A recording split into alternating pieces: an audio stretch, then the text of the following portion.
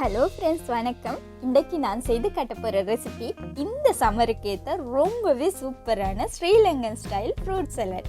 அதுக்கு என்னெல்லாம் தேவைன்னு சொல்லி பார்க்கலாம் வாங்க.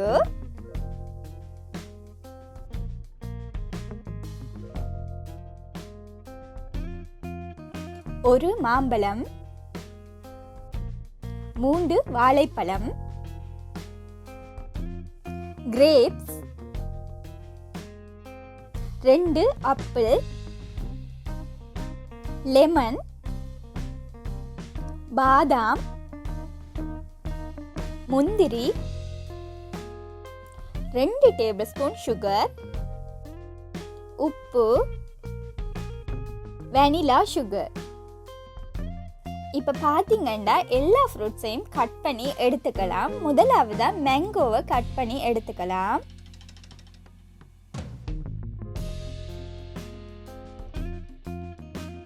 மேங்கோவை இதை போல் மீடியம் சைஸ் கியூப்பாக கட் பண்ணி எடுத்துக்கொள்ளுங்க.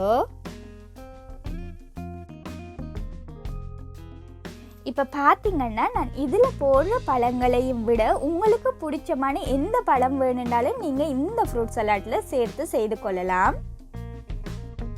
அடுத்ததாக நான் பனானாவை கட் பண்ணி கொள்ள போகிறேன். பனானா கட் பண்ணும்போது அதோட கீழ் பகுதியையும் மேல் பகுதியையும் கட் பண்ணி எடுத்துடுங்க.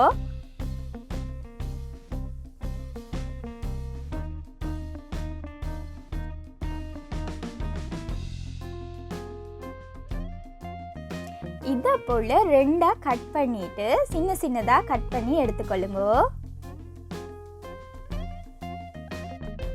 ஸ்ரீலங்காவில் ஃப்ரூட் சலாட்டில் பப்பாயா, அனானாஸ் மோஸ்ட்லி சேர்த்துக்கொள்ளுவாங்க. எனக்கு அந்த 2 ஃப்ரூட்ஸுமே கிடைக்காததால் நான் இருக்கிற ஃப்ரூட்ஸை வச்சு இந்த ஃப்ரூட் சலாட் ரெடி பண்ணியிருக்கேன். உங்களுக்கு பப்பாயா, அனானாஸ் கிடைச்சதுன்னா நீங்கள் அதையும் சேர்த்து செய்து கொள்ளுங்க. அடுத்ததாக ஆப்பிளை கட் பண்ணி எடுத்துக்கொள்ளலாம்.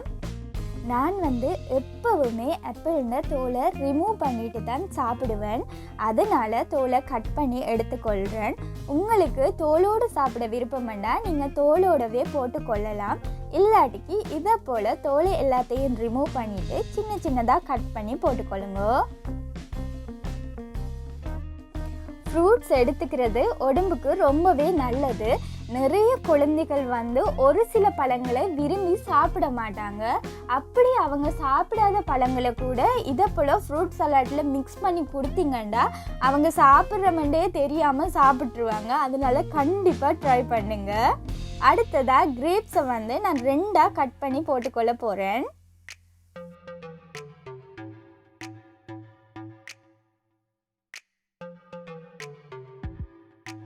அடுத்ததா பாதாம், முந்திரி 2யுமே சின்னதாக கட் பண்ணி சேர்த்துக்கொள்ளுங்க.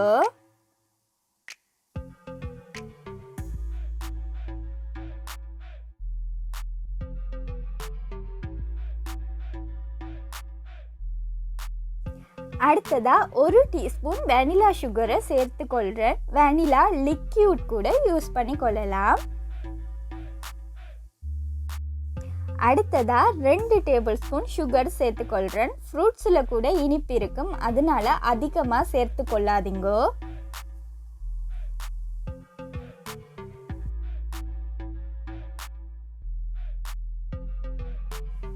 அடுத்ததா 1 சிட்டிகை உப்பு சேர்த்துக்கொள்கிறேன்.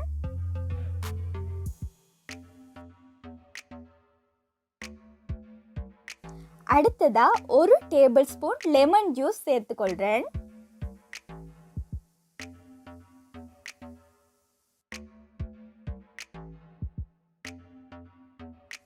எல்லாத்தையும் சேர்த்து நல்லாவே மிக்ஸ் பண்ணி விட்டுக்கொள்ளுங்க. இதை நீங்கள் இப்படியே கூட சாப்பிட்டு கொள்ளலாம். இல்லாட்டிக்கு 1/2 hour ஃப்ரிட்ஜில் வச்சு சாப்பிட்டீங்கன்னா இன்னமும் டேஸ்ட்டாக இருக்கும். நான் இதை நல்லா மிக்ஸ் பண்ணிவிட்டு ஒரு அரை மணித்தியாலம் ஃப்ரிட்ஜில் வச்சு எடுக்க போகிறேன். ஃப்ரூட் சலாட்டை அரை மணித்தியாலத்துக்கு அப்புறமா நான் ஃப்ரிட்ஜில் இருந்து வெளியில் எடுத்துட்டேன். இதை எப்படி அரேஞ்ச் பண்ணுறதுன்னு சொல்லி பார்க்கலாம் வாங்க. தேவையான அளவு ஃப்ரூட் சலாட்டை கிளாஸில் போட்டுக்கொள்ளலாம்.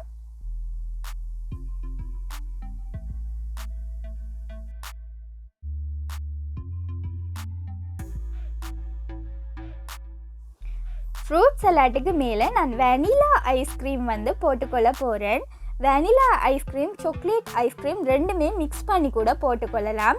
நான் இன்றைக்கி வெனிலா ஐஸ்கிரீம் மட்டும்தான் போட்டுக்கொள்ள போகிறேன். ஐஸ்கிரீமுக்கு மேலே கொஞ்சமாக சாக்லேட் சிரப் போட்டுக்கொள்ள போகிறேன். சாக்லேட் சிரப் கண்டிப்பாக போடணுமெண்டு இல்லை, விருப்பமெண்டா போட்டுக்கொள்ளலாம், இல்லாட்டிக்கு போடாமல் கூட சாப்பிடலாம்.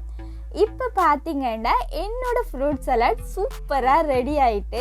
இந்த ஃப்ரூட் சலாட் சாப்பிட்றதுக்கு ரொம்பவே சூப்பராக இருந்துச்சு. உங்களோட எல்லாரோட வீட்லேயும் கண்டிப்பாக ட்ரை பண்ணி பாருங்கள். உங்களுக்கு இந்த ரெசிபி ரொம்பவே பிடிக்கும்னு சொல்லி நம்புகிறேன். அப்படி பிடிச்சிருந்தா என்னோடய சேனலுக்கு மறக்காமல் லைக் பண்ணுங்கள், ஷேர் பண்ணுங்கள், சப்ஸ்கிரைப் பண்ணுங்கள்.